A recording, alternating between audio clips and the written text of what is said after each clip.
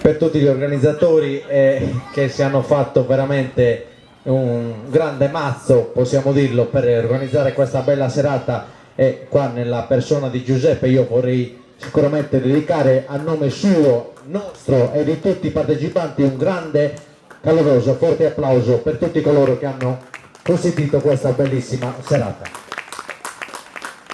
Un ringraziamento ancora più grande noi sicuramente lo dobbiamo per gli artisti che ci hanno fatto compagnia stasera, per la loro grande bella sfida canora sul palco. Iniziamo subito a salutare con un bel applauso Tino Bazzoni.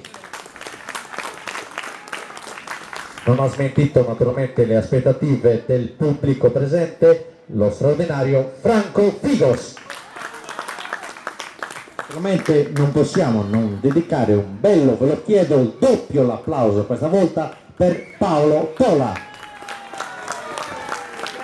Ringraziamo naturalmente anche l'organizzista Marco Lisai che ci ha dato una bella carrellata di balli sardi, e sicuramente dobbiamo ringraziare anche perché non era preparato per la situazione, però ci ha fatto lavorare in maniera abbastanza serena, diciamo, per essere la prima volta. Ti facciamo anche i complimenti al fonico che ci ha fatto fare questa bella serata.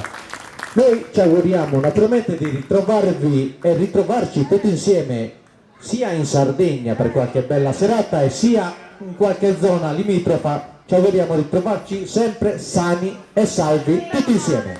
Buonanotte a tutti.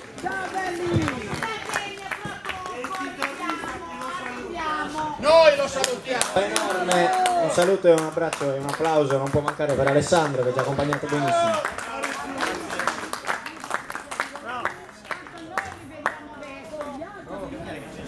Noi a luglio